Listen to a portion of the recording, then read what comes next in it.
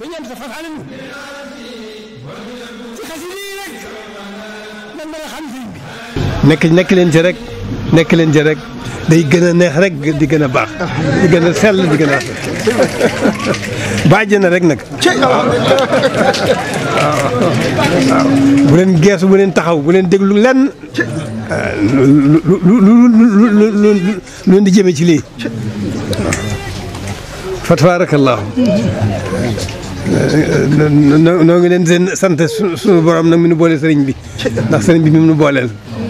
donc koy gën a sant sax ci dàkk sa nga sant ko di sant sëriñ bi nag mi nga xam ne mooy suñu lépp tey moo nu fàggul suñu lépp tey lu lépp lu muy jariñ biir ak bitti lépp lu muy jariñ tey ak ëllëg lépp moo nu ko fàggul dañ ko sant bu baax a baax a baax a baax ci nekkal ko ci ni mu bëgg. asalaamaaleykum wa rahmatullah mbokki jullit yi mbokki taalibe yi mbokk Sàmm Xasida TV maa ngi leen di nuyu di leen siyaar di leen ñaan ngeen wéy di abonné di tuub bu baax tey jéggulu di leen baalu ak te di leen baal di leen ñaan bu baax a baax at mi nga xam ne dugg 2022 bi suñu borom defal ñu ay ngëneel ak tawfeex yu yaatoo yaatu ñu ngi leen di ñaan ngeen wéy di abonné ci seen bii di seen YouTube bi Sàmm Xasida TV ñu ngi leen di waajalal ay vidéo yu am solo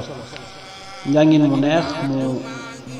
tegu ci aw yoon insha allah rabbi ak am na ko Cheikh Abdoul Ahad Diouf ñu ko Serigne Abdoul Ahad Diouf di ko ñaanal baax a baax mu yàgg fi lool te wér ak mboolem kuréel gi yëpp di ñaanal Cheikh Mouhamadou Mountakha Bassirou Mbacké yàlla na fi yàgg lool te ànd ko wér dina ñaan ngeen wéy di abonné xaar leen fii soo yu neex yi ak yu bees yi insha allah rabbi ñu ngi koy waajal baax a baax 2022 bi moom dinañ leen jéemal suñu kam talaay kattan bépp soo boo xam ne yeneen ko doon laaj ak di ko soxla rek dinañ ci jéem a taxaw bu ngeen jot insha allah ak yu bees yi ak seen bonus xasida yi insha allahu rabbi moom itam ci njàngin mu neex di leen wax ne xaar leen ko fii rek bu leen découragé bu leen xàddi ñun ak yéen rek insha allahu rabbi parce que yéen ànd ak yéen di leen bégal ci xasida yi rek insha allahu rabbi jërë ngeen def way leen di abonné ñu ngi leen di baalu ak te di leen baal te di leen jaajëfal di ñaan la ngeen ñu commentaire ci vidéo yi nga xam ne ñi ngi koy dugal képp ku ci gis loolu naqare ak loolu neex lépp di ñaan ngeen ñu commentaire ak di partage vidéo yi insha allahu rabbi ñu ngi leen di jaajëfal bu baax a baax te di leen ñaanal jàmm ak tawfeex yàlla na ko suñu borom defal ci bàkk Cheikh Khadim jërë ngeen jëf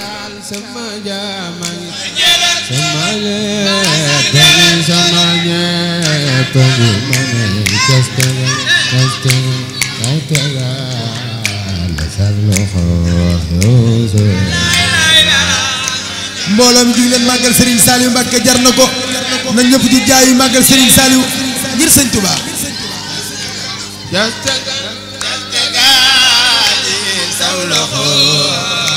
màggal leen Baye Sall nango ma waa moo gën a ci